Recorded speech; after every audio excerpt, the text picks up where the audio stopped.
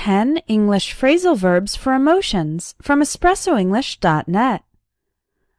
Are you ready to have some fun with phrasal verbs? Here are 10 common phrasal verbs related to emotions and attitudes with definitions and example sentences. Number 1. Cheer up. This is when you're feeling sad and then you start to feel happy again. For example, if your daughter is sad because she did badly in a swimming competition, you can say, "Cheer up, you'll do better next time." You can also do things to cheer another person up. For example, if your brother is depressed because he just broke up with his girlfriend, you could say, "I'm going to take my brother to a basketball game to help cheer him up." Number 2. Lash out at someone. If somebody suddenly says very angry words towards you, then that person is lashing out at you.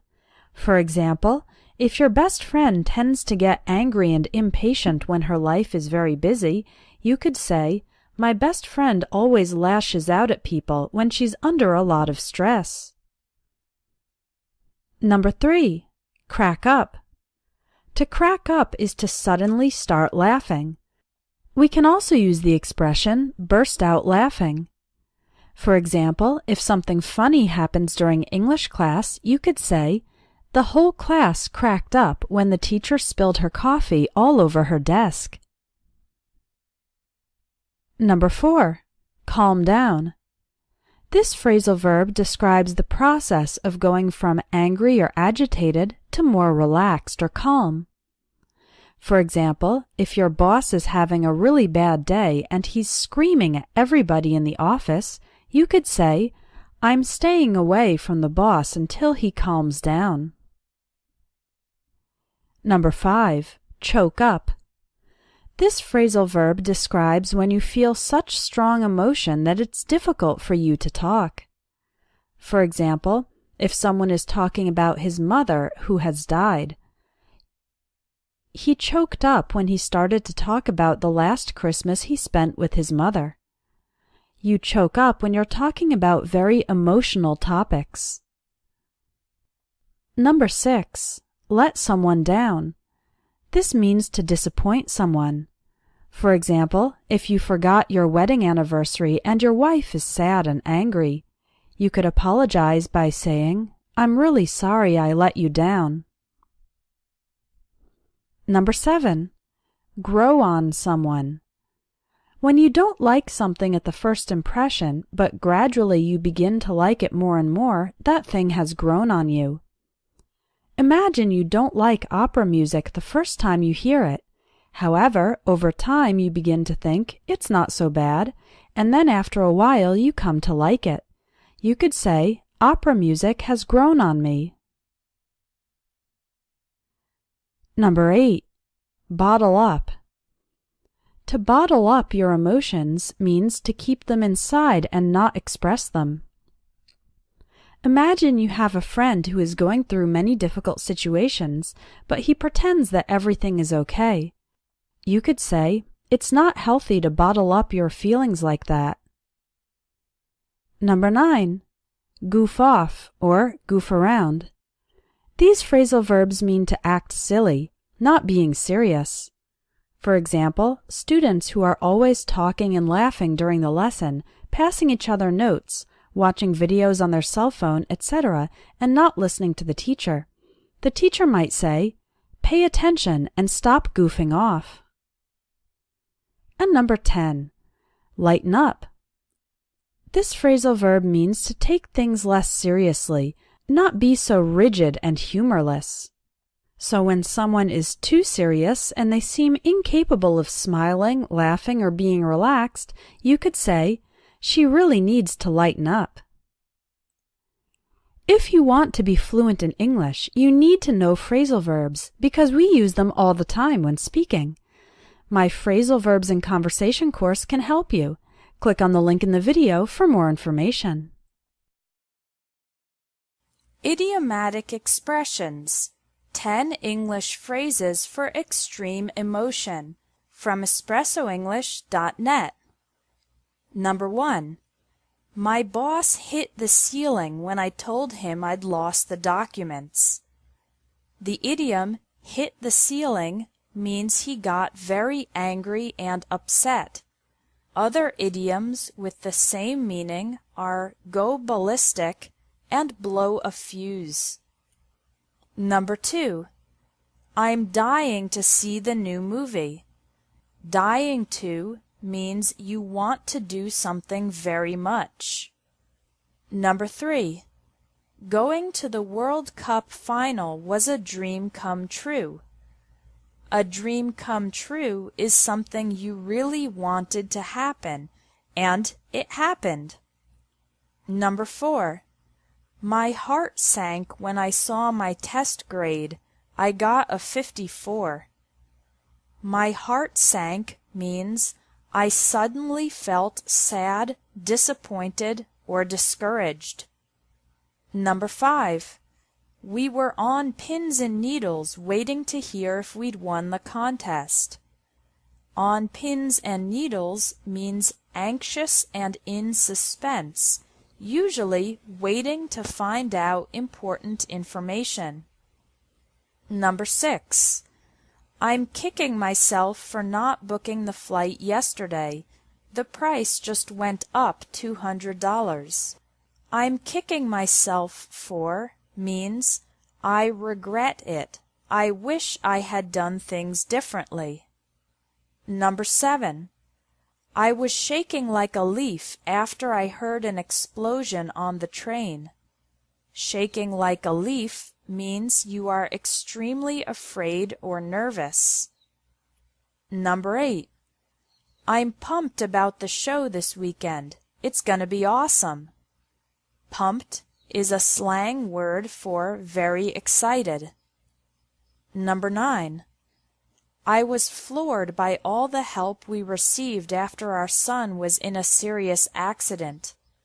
The word floored means surprised, impressed, or overwhelmed, usually in a good way. Number 10. It drives me up the wall when people answer their cell phones in English class. Drives me up the wall means it makes me very annoyed. You can also say it drives me crazy or it drives me nuts. Thanks for watching English Tips from Espresso English. If you liked this video, please share it. Meet, meet with, or meet up with from espressoenglish.net. Use meet when encountering a person for the first time. For example, in the common phrase, nice to meet you. We use this phrase when we meet someone for the first time. If you'd like to introduce one person to someone else, you could say, there's someone I'd like you to meet, again for the first time.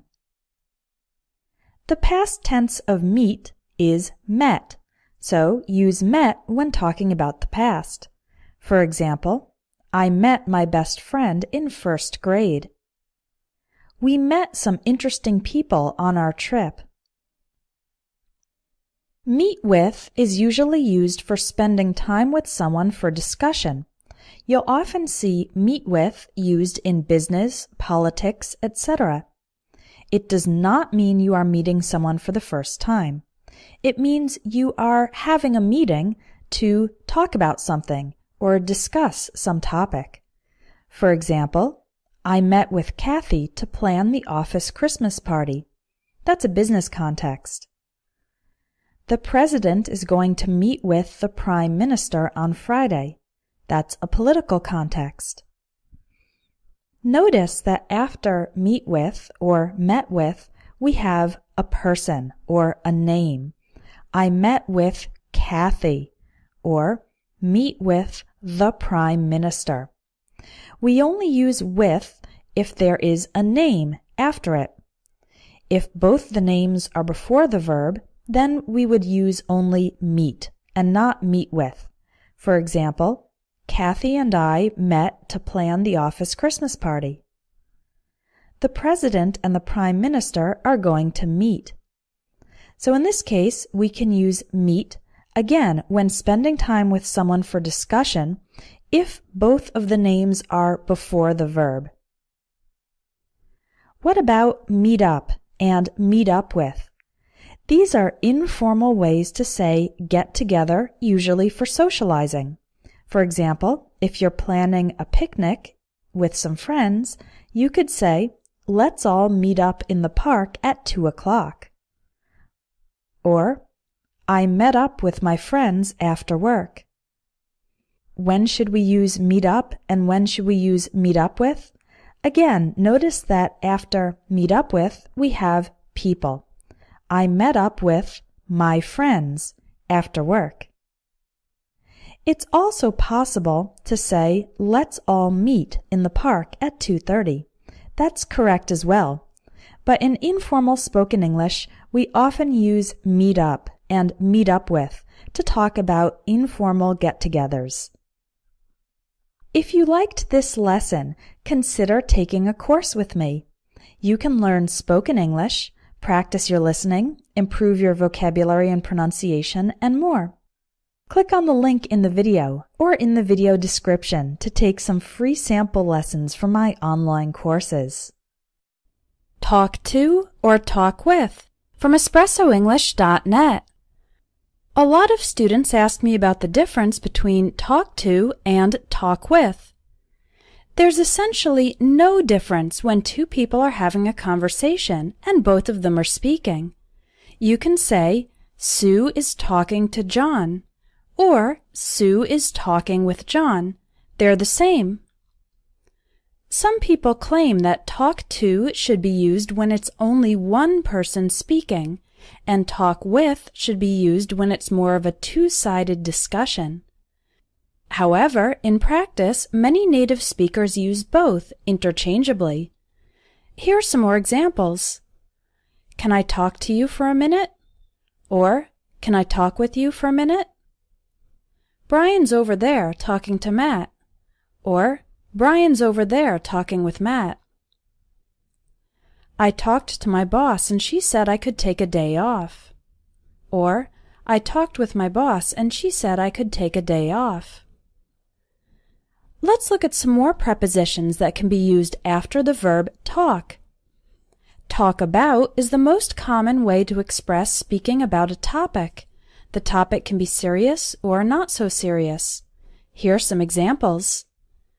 We talked about our favorite movies. Everyone's talking about the World Cup. They always talk about me behind my back. This means they talk about me when I'm not present or not listening. The word discuss means talk about. Be careful not to make this common error. Don't say, we discussed about the problem. That's not correct. You should say, we discussed the problem, or we talked about the problem. We use talk over and talk through to describe a more detailed, in-depth discussion, often when there's a decision to be made or a problem or conflict that needs to be resolved. For example, I'm not about to buy a car on a whim. I need to talk it over with my wife first. On a whim means on impulse or spontaneously. The speaker is saying, I need to talk it over with my wife, because buying a car is a big decision and it needs to be discussed. Here's another example. My business partner and I talked things over and came up with the plan. Came up with means created or invented, and again, talked things over refers to an in-depth discussion. If you're not happy in the relationship, you should talk it through with your boyfriend. In this case, we have a problem and we need to talk it through, discuss the problem in depth. The IT guy talked us through the installation of the new computer program. To talk someone through something has another meaning, to explain a process. Finally, we have talk someone into and talk someone out of. To talk someone into doing something means to convince that person to do it. He or she didn't want to do it, but you managed to change their mind. For example, I was hesitant to try ice skating, but Helen talked me into going. She convinced me to go. Let's see if we can talk Pete into giving us free food. I can't believe the salesman talked you into buying a $7,000 stereo. The opposite of talk someone into something is talk someone out of doing something, meaning to convince the person not to do it. For example, I was going to buy an iPhone, but Fred talked me out of it by telling me all the ways that Samsung phones are better. He wants to get a giant tattoo, and his wife is trying to talk him out of it. I'm glad my friend talked me out of quitting school when I was about to give up.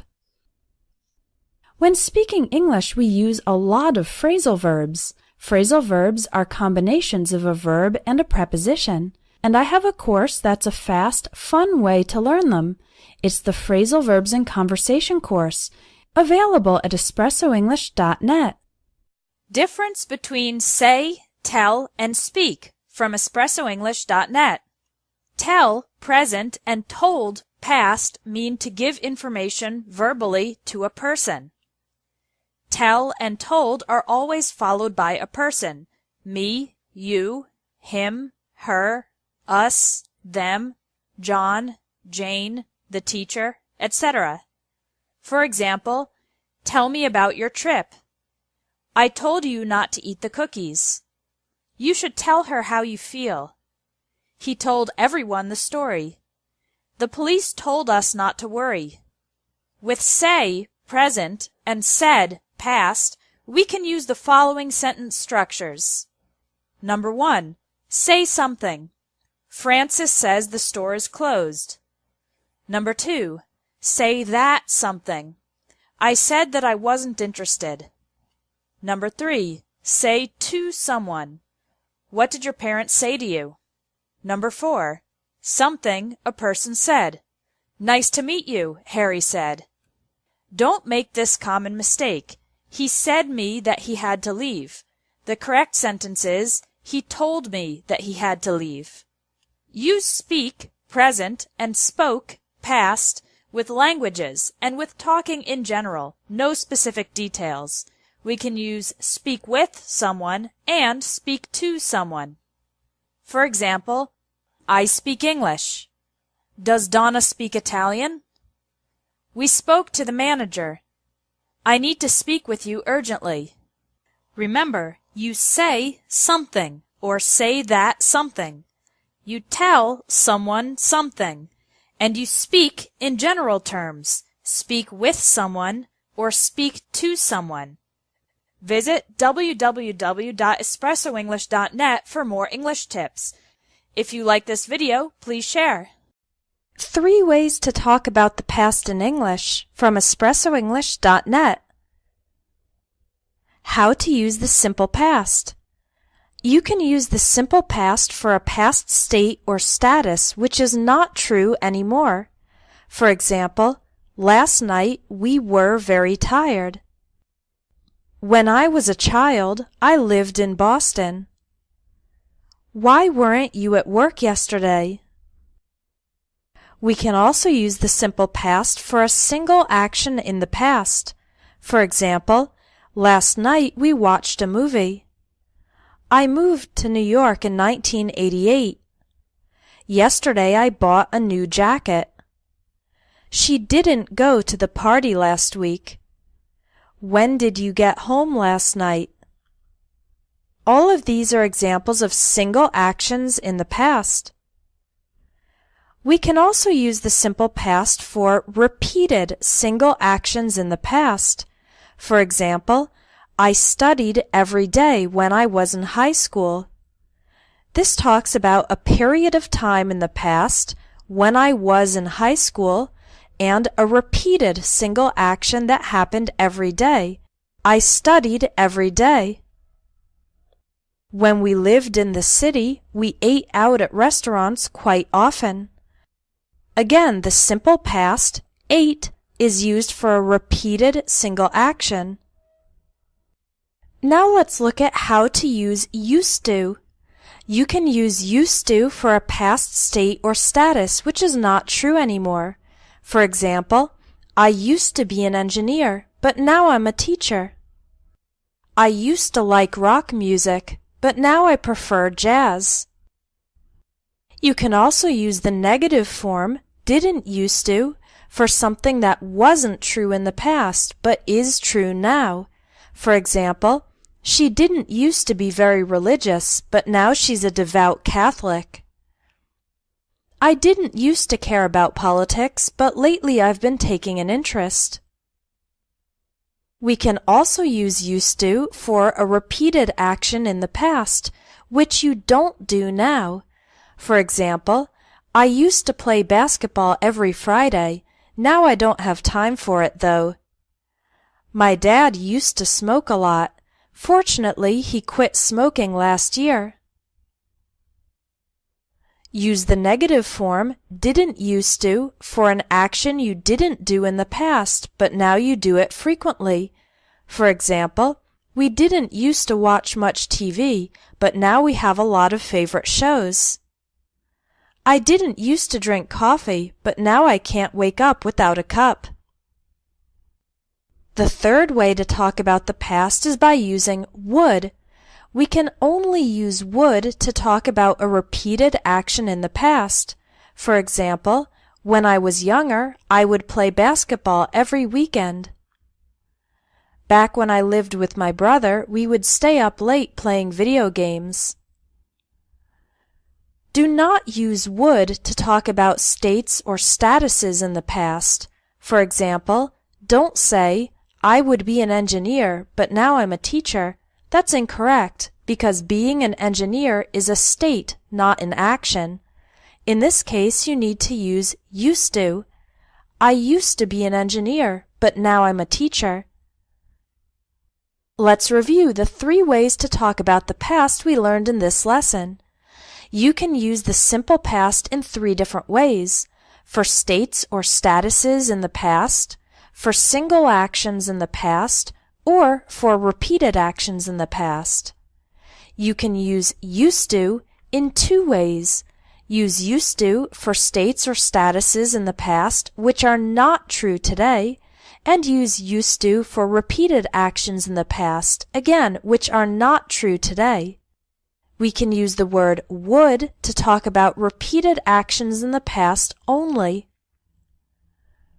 If you want to learn more about Advanced English Grammar, sign up for the Advanced English Grammar course at espressoenglish.net. This course will help you master the advanced details of the English language, and it also includes personal feedback on your written English. Visit espressoenglish.net to sign up for the Advanced English Grammar course and take your English from good to great. 12 English phrases for describing movies. Number 1. I have class tonight, so let's go to a matinee instead. A matinee is a showing of a movie in the daytime, usually in the afternoon. Matinees are often cheaper than shows at night. Number 2. What's it rated? Many countries have a system for rating movies, evaluating how appropriate the movie is for various ages. This is the movie rating system in the United States. G. General audience. PG. Parental guidance suggested. PG-13. Parents strongly cautioned. R. Restricted. NC-17. Adults only. Number 3. The first movie was a hit, but the sequel bombed. Describing a movie as a hit means it's popular and successful. A sequel is another movie that continues the story or theme of a previous movie. For example, Toy Story 2 is the sequel to Toy Story. If you say a movie bombed, it means that it was a failure. It was not popular or successful. Number 4. I was on the edge of my seat the whole time. This is an idiomatic expression that means that the movie was very interesting and exciting. You were so involved with the movie that you sat on the edge, the front part, of your seat to get closer to the action. Number 5. The special effects were breathtaking, but the acting left something to be desired. Special effects are the effects created by computers, and acting is the performance of the actors and actresses. If you say something is breathtaking, it means it was amazing and incredible. The expression left something to be desired means it was not very good. You wish it had been better. Number 6.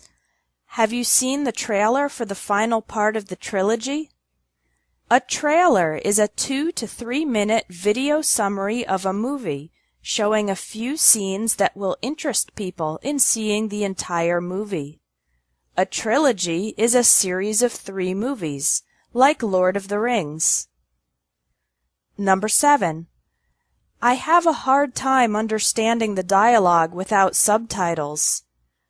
I have a hard time is a common way to say I have difficulty in everyday spoken English. Subtitles are the written words on the bottom of the screen.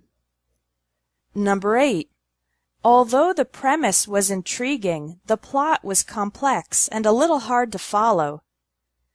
The premise is the idea or concept of the movie, and intriguing is a word that means interesting, something that gets your attention.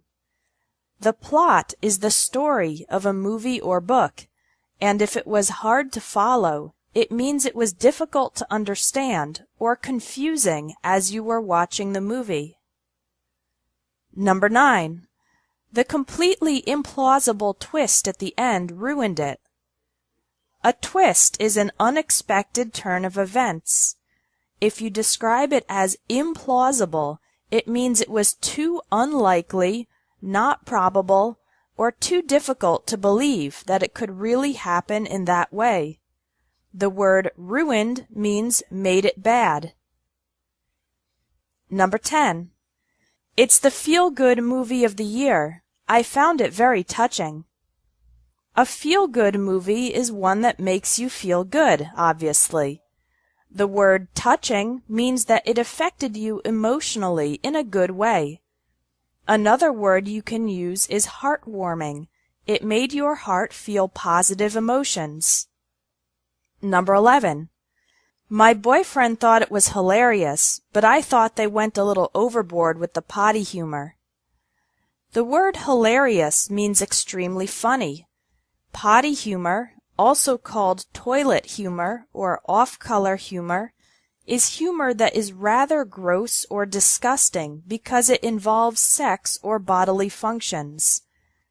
The expression went a little overboard means there was a little too much. Number 12.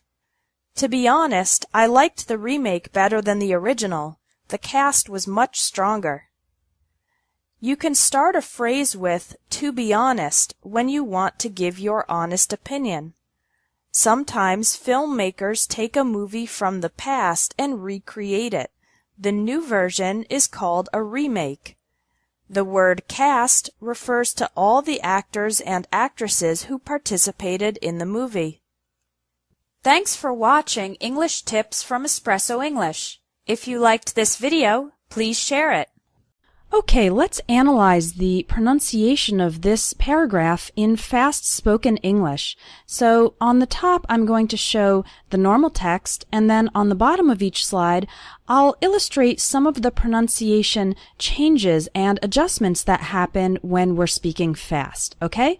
So the first phrase is, what's the best way to study English if you're busy and you don't have a lot of time? You can see that we don't say what's. It sounds more like was. What's the best way? And the T at the end of best also kind of disappears. What's the best way to study English? You can see that the word to becomes ta, and it's just barely pronounced at the end of way. What's the best way to study English? Study English. Those two words kind of run together. The E from study and the I from English kind of combine. Study English. Okay? And the next phrase, if you're busy and you don't have a lot of time. You can see that the word your is pronounced like your in fast-spoken English. The word busy is pronounced with an I sound, busy. And the word and kind of becomes n. If you're busy and you don't have a lot of time, busy and you don't. That's very common for the word and to get reduced to just an n sound. You don't becomes you don't, you don't. And have a lot of time. All of those little words, a lot of, run together into a lotta. So it sounds like this, have a lot of time. Let's move on. Well, remember that being consistent, I want to call your attention to the strong syllables in this phrase, which are put in bold and underlined, so it follows a little bit of a rhythm. Well, remember that being consistent, let's try it fast. Well, remember that being consistent, that means working on your English. The letter O in working has more of an sound, working. Working on your English. Again, the word your becomes your. Frequently and regularly. Here we see another example of the word and becoming n in between two more important words. Frequently and regularly. Frequently has 3 syllables, frequently. And regularly has 4 syllables, regularly. That's quite a difficult word, regularly. Is actually more important. Now here you can see that the words is and actually kind of blend together, and I illustrated the pronunciation of the word actually. We don't say actually or something like that. We say actually, is actually. Then we have more important.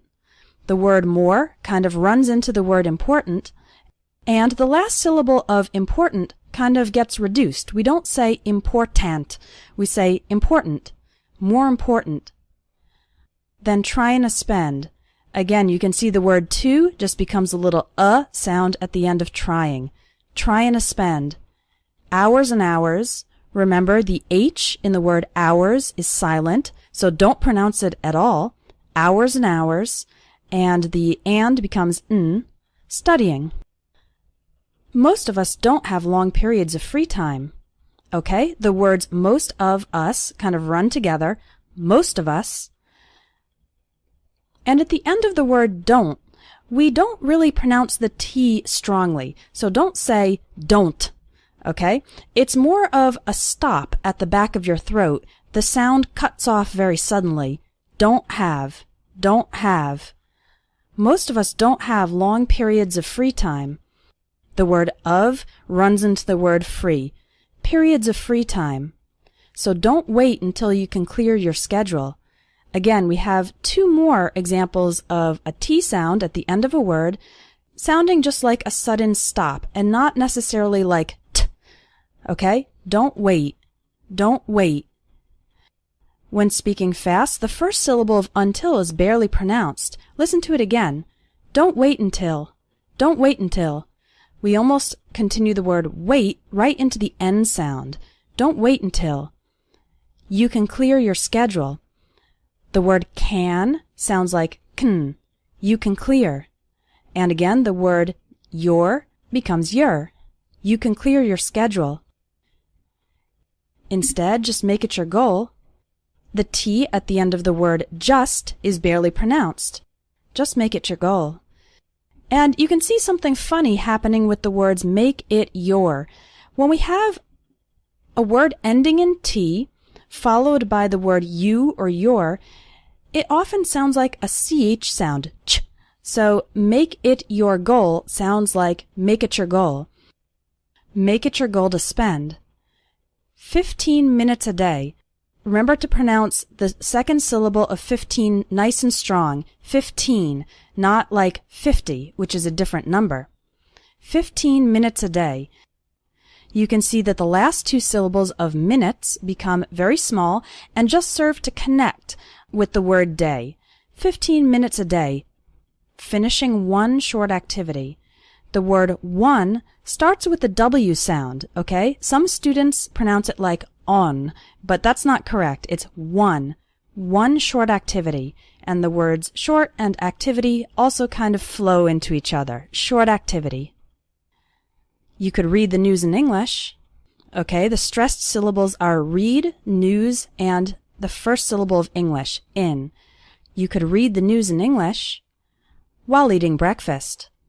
The word while, when speaking fast, often becomes sort of like while eating breakfast. And the first syllable of breakfast is pronounced with an eh sound. It's not like the word break, it's like breakfast. Or listen to an English podcast. The letter T is silent in the word listen. Listen. Listen to an English podcast. You can see that the words to and English all flow together. To an English podcast. While you're driving. Again, we have the word while becoming while and you're becoming your. While you're driving. While you're driving or exercising. Often when the word or is between two more important words, it sounds like driving or exercising. Or do a worksheet during your lunch break. The letter O in the word work and the letter U in the word during, they both have this sound. Do a worksheet during your lunch break. Here's the last sentence. If you make these short study periods, the words if and you are fast. They are just leading up to the word make. If you make these short study periods, again, you can see that we don't say short. We say short. Short study periods. Part of your daily routine. So part of your all runs up to the word daily. Part of your daily routine. The syllable teen is stressed in the word routine. You'll start seeing your English. The word you'll, which is short for you will, is pronounced kind of like you'll. You'll start seeing your English improve. Stress on the second syllable, improve, over time. You'll start seeing your English improve over time. Okay, I hope this analysis was helpful, and if you'd like to improve your accent, check out my training courses, which have 60 lessons of English pronunciation training and practice. There's the American English Pronunciation course, which will explain the sounds of the English language, consonants and vowels, one by one, in order to improve your rhythm and your pronunciation. If you buy both courses together, there's actually a discount, so click on the link to check it out. 10 English phrases for talking about price from espressoenglish.net. Number 1. That's a bit steep. That's a bit pricey. Use these phrases to say that something is a little bit expensive. Number 2. It cost a fortune. It cost an arm and a leg. Use these phrases to say that something was very expensive. Number 3. I'm paying through the nose. This is an idiomatic expression that means that you're paying too much for something and it's painful. For example, I'm paying through the nose to park my car in a private garage in New York City. It's $600 a month. Number 4. That's a little outside my budget. I can't afford it. Use these phrases to say that you don't have enough money to buy something. Number 5. That's quite reasonable. If you describe a price as reasonable, it means you think it's a fair price for what you will receive. Number 6. It's 20% off. The word off in the context of price means it's a discount. Number 7. I got 2 for the price of 1. It was buy one get one free. Both the expressions 2 for the price of 1 and buy one get one free are common phrases used to describe a special offer when you buy one product at normal price and get another one of the same product for free. Number 8. It was a real bargain. You can use this phrase to describe something that was a very good price for the value, like you can't believe you received so much for the price you paid. This expression can be used for any amount. For example, buying a $50,000 car for $10,000 is a real bargain, and buying a $100 shirt for $10 is also a real bargain. Number 9. I got it for a song. This is an idiomatic expression that means you bought something for a very low price. Number 10. It's dirt cheap. Use this phrase to say that something is extremely inexpensive. For example, if you can buy lunch for $1, that is dirt cheap. Thanks for watching English Tips from Espresso English. If you liked this video, please share it. English phrases for talking about plans and goals from espressoenglish.net. Do you make New Year's resolutions? Here are the top 5 goals people tend to have for the new year, along with some other ways to express related goals. The most common goal is to lose weight. Here are some other ways to express related plans. You could say, I want to lose 10 pounds. I'm trying to get back into shape. Or, I'm trying to get in better shape. Or, my goal is to work out more. Work out means exercise. You could also resolve to eat healthier, eat less, or eat more fruit and vegetables. Or you could say you plan to cut down on junk food. Cut down on means to reduce, and junk food refers to unhealthy food. The second most common New Year's resolution is to get organized. Here are some other ways to say it. I want to manage my time better. My goal is to stop procrastinating or stop putting things off. Both procrastinating and putting things off refer to delaying your tasks and responsibilities. You could also say you'd like to be more punctual. Someone who is punctual arrives on time. Another way to express this is to say you hope to stick to your schedule. To stick to something means to follow it or accompany it closely. Finally, you might have a goal of having a better work-life balance. This means you avoid working too much. Another common goal is to spend less money and save more money. You could say you want to save up for something like a new car, a house, or a trip. A related goal is to get out of debt or pay off debt. The word debt refers to money you owe and need to pay back.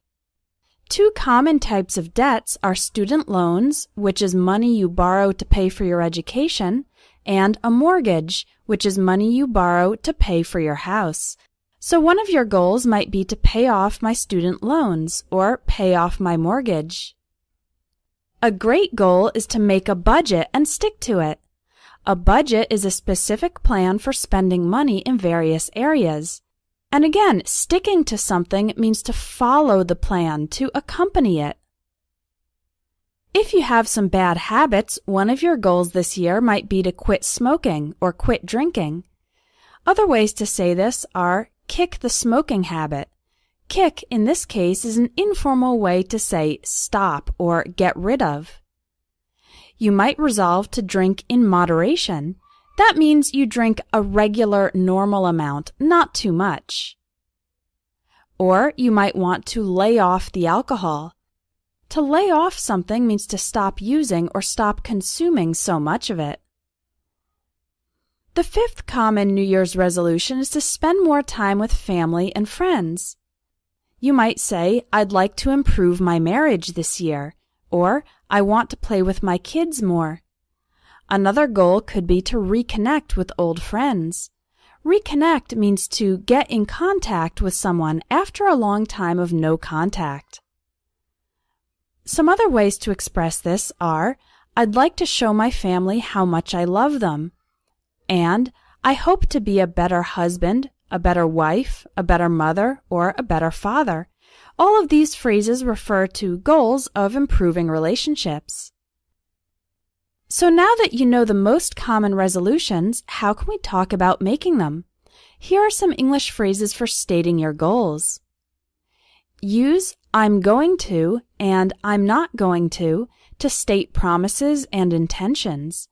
You can add the word definitely for extra emphasis. For example, this year I'm definitely going to learn a new language. From now on, I'm not going to eat at McDonald's. Another way to express your intentions is to use the phrase I'm determined to or I'm determined not to. These phrases express your firm emotional commitment to your goals. For example, I'm determined to eat healthier in 2016. Or, I'm determined not to lose my temper with my kids. To lose your temper means to explode in anger. Use the phrases I'm planning to and I'm planning on for plans that are more definite. You've already taken some steps to make them happen. For example, I'm planning to travel to Hawaii this September. We're planning on buying a house within the next 12 months. Note that after planning to, we use the base form, planning to travel. But after planning on, we use the ing form, planning on buying. Use the phrases I hope to and I'd like to for things you want, but there's a little less certainty that they will happen. For example, I hope to get into graduate school this year. I'd like to find a better paying job as soon as possible. And finally, use I might and I'm thinking about when you're not completely certain, you are only considering the idea. For example, I might get a dog, although I'm not sure if my apartment's big enough for a pet. I'm thinking about having another child this year. Note that after might, we use the base form, get, I might get a dog. And after thinking about, we use the ing form, I'm thinking about having another child. Here are some phrases you can use to express excitement when something will definitely happen in the future and you are excited about. I'm looking forward to plus the ing form. For example, I'm looking forward to starting guitar lessons. I'm really looking forward to visiting my cousins in June. I haven't seen them in 5 years. You could also say, I can't wait to plus the base form of a verb, or I can't wait for plus a noun. For example, I can't wait to see the new Star Wars movie. I can't wait for summer vacation. And a third expression for expressing your excitement is I'm counting down the days until. For example, I'm counting down the days until the end of the semester. An informal way to express excitement is to say I'm psyched or I'm pumped. For example, I'm psyched about the opportunity to go to China. I'm pumped to start my new job in February. Finally, you can use the future perfect to talk about what you hope to accomplish or finish before the year ends. For example, by the end of the year, I will have run a marathon. By the end of the year, I will have improved my English. By the end of the year, I will have saved up $10,000. By the end of the year, I will have gotten a promotion. The structure is will plus have plus the past participle. I will have gotten a promotion. When speaking fast, will have sounds like will have. I will have gotten a promotion. If one of your goals this year is to improve your speaking, check out my most popular course at Espresso English. It's the Everyday English Speaking course, which will teach you English for daily life, social English, and functional English. It's a very practical course based on real-life situations. Hi everyone! Today you're going to learn various ways to make and respond to invitations in both formal and informal situations. Try to repeat the phrases to practice your pronunciation.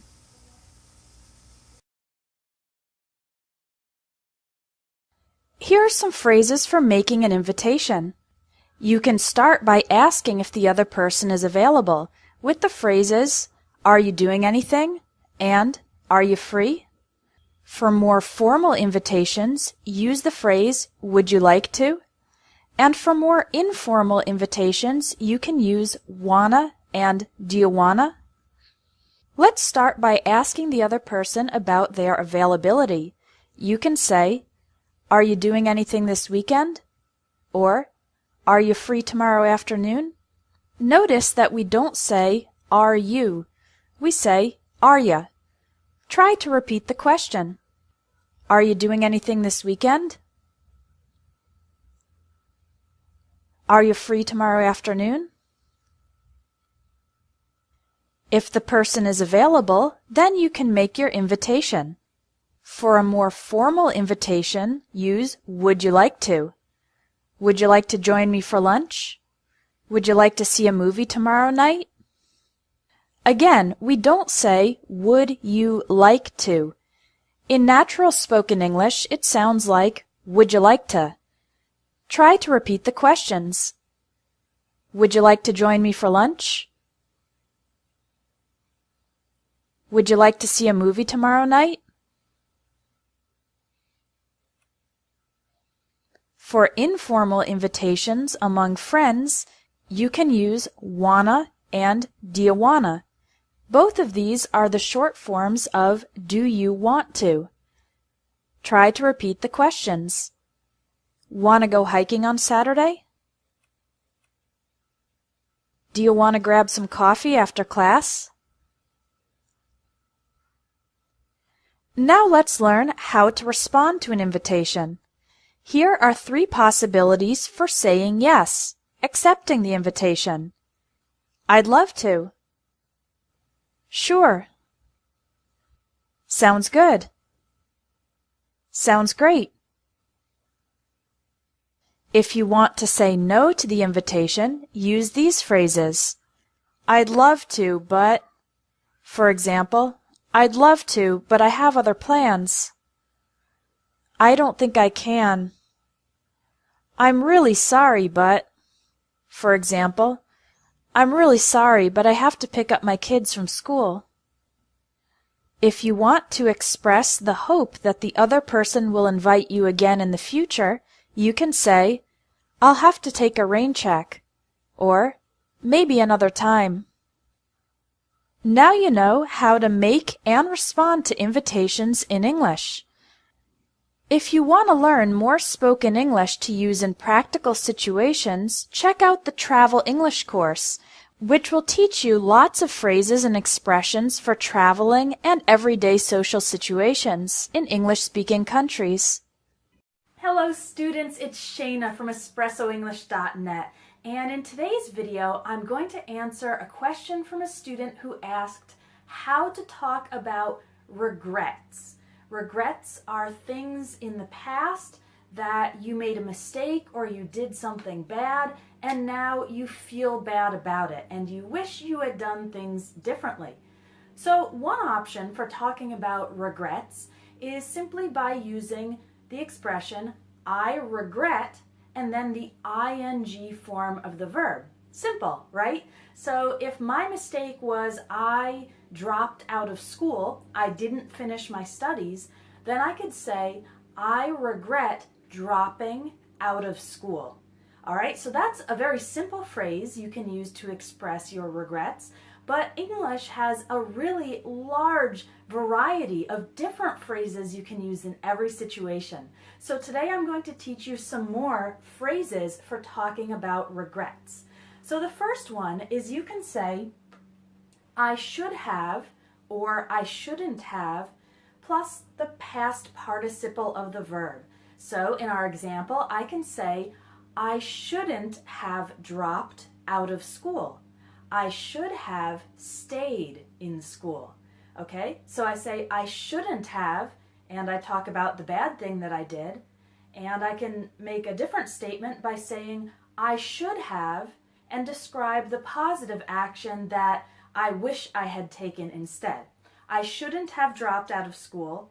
I should have stayed, or I should have continued my studies. Okay? We have something similar, actually, with I wish. This is talking about things you wish were different in the past. You can say, I wish I had, or I wish I hadn't, and again, that's followed by the past participle of the verb. So I can say, I wish I hadn't dropped out of school. I wish I had stayed in school, or I wish I had continued my studies. All right, so a couple different ways to use those phrases. Another common phrase is this one.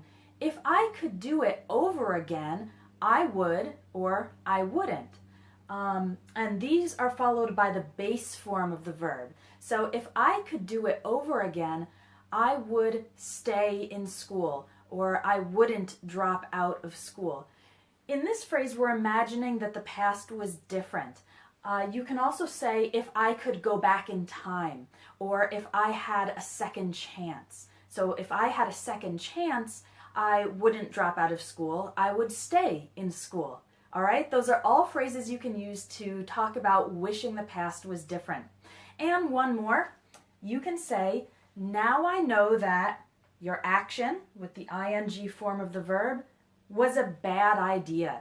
So now I know that dropping out of school was a bad idea. That's one more phrase you can use to talk about your regrets in English. So as you can see, we've got a lot of different possibilities for the same situation. And the English language is like that, right? There's not just one right way to say things. Native speakers use a lot of different expressions. So if you want to learn some of those expressions that native speakers use in everyday life, then I'd encourage you to check out my speaking courses. I have 2 of them. Level 1 is good for everyday situations, going to the supermarket, going to the bank, socializing with people, talking about regret, giving criticism, giving encouragement, a lot of different situations from daily life. I teach you the phrases that native speakers use. And then I also have level 2 of the speaking course, which is for more advanced students.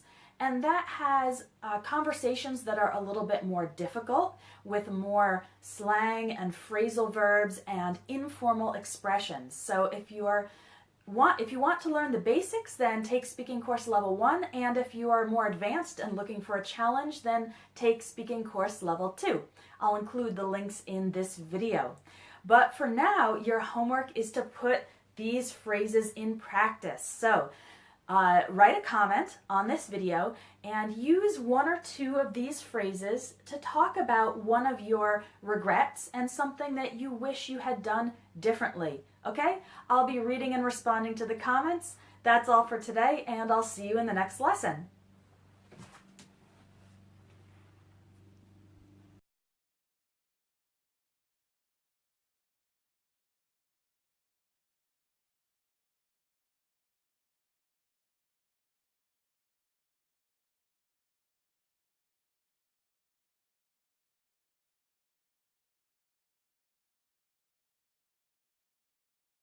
Final was a dream come true. A dream come true is something you really wanted to happen, and it happened. Number 4. My heart sank when I saw my test grade. I got a 54. My heart sank means I suddenly felt sad, disappointed, or discouraged. Number 5. We were on pins and needles waiting to hear if we'd won the contest.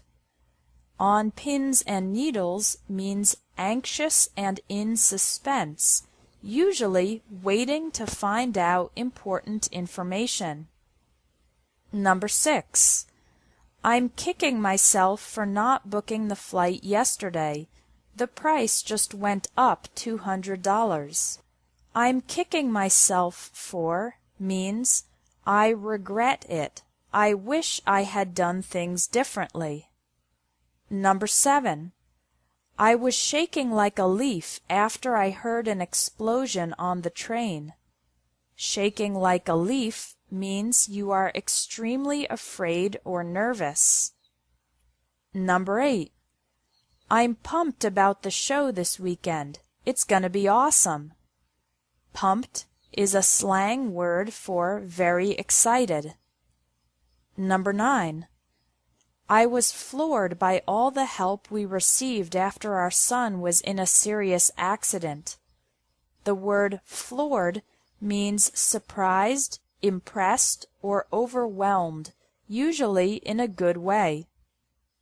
Number 10. It drives me up from angry or agitated to more relaxed or calm. For example, if your boss is having a really bad day and he's screaming at everybody in the office, you could say, I'm staying away from the boss until he calms down. Number 5. Choke up. This phrasal verb describes when you feel such strong emotion that it's difficult for you to talk. For example, if someone is talking about his mother who has died, he choked up when he started to talk about the last Christmas he spent with his mother. You choke up when you're talking about very emotional topics. Number 6. Let someone down. This means to disappoint someone. For example, if you forgot your wedding anniversary and your wife is sad and angry, you could apologize by saying, I'm really sorry I let you down. Number 7. Grow on someone. When you don't like something at the first impression, but gradually you begin to like it more and more, that thing has grown on you.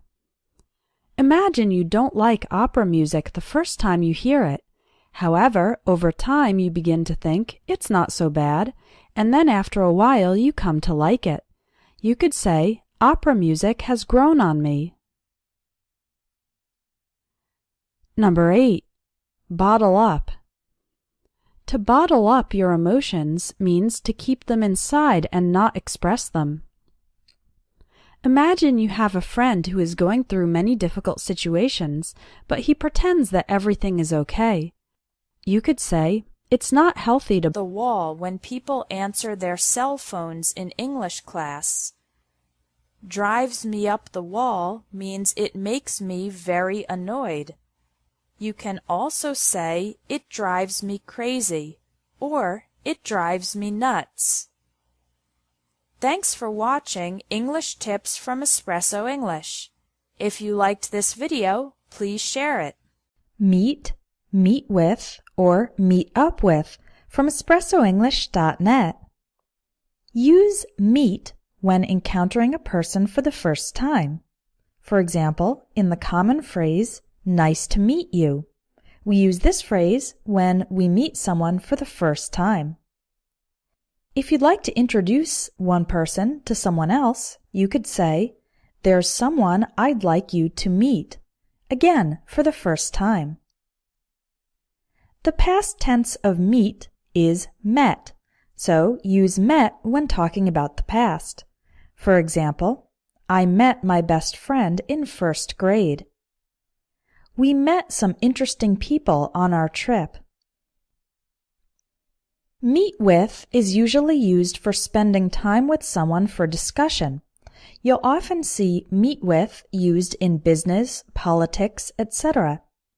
It does not mean you are meeting someone for the first time. It means you are having a meeting to talk about something or discuss some topic. For example, I met with Kathy to plan the office Christmas party. That's a business context. The president is going to meet with the prime minister on Friday. That's a political context. Bottle up your feelings like that. Number 9. Goof off or goof around. These phrasal verbs mean to act silly, not being serious. For example, students who are always talking and laughing during the lesson, passing each other notes, watching videos on their cell phone, etc., and not listening to the teacher. The teacher might say, "Pay attention and stop goofing off." And number 10, lighten up. This phrasal verb means to take things less seriously, not be so rigid and humorless. So when someone is too serious and they seem incapable of smiling, laughing, or being relaxed, you could say, "She really needs to lighten up." If you want to be fluent in English, you need to know phrasal verbs because we use them all the time when speaking. My Phrasal Verbs in Conversation course can help you. Click on the link in the video for more information. Idiomatic expressions. 10 English phrases for extreme emotion from espressoenglish.net. Number 1. My boss hit the ceiling when I told him I'd lost the documents. The idiom hit the ceiling means he got very angry and upset. Other idioms with the same meaning are go ballistic and blow a fuse. Number 2. I'm dying to see the new movie. Dying to means you want to do something very much. Number 3. Going to the World Cup 10 English phrasal verbs for emotions from espressoenglish.net. Are you ready to have some fun with phrasal verbs? Here are 10 common phrasal verbs related to emotions and attitudes with definitions and example sentences. Number 1. Cheer up. This is when you're feeling sad and then you start to feel happy again. For example, if your daughter is sad because she did badly in a swimming competition, you can say, "Cheer up, you'll do better next time." You can also do things to cheer another person up. For example, if your brother is depressed because he just broke up with his girlfriend, you could say, "I'm going to take my brother to a basketball game to help cheer him up." Number 2. Lash out at someone. If somebody suddenly says very angry words towards you, then that person is lashing out at you. For example, if your best friend tends to get angry and impatient when her life is very busy, you could say, "My best friend always lashes out at people when she's under a lot of stress." Number 3. Crack up. To crack up is to suddenly start laughing. We can also use the expression burst out laughing. For example, if something funny happens during English class, you could say, "The whole class cracked up when the teacher spilled her coffee all over her desk." Number 4. Calm down. This phrasal verb describes the process of going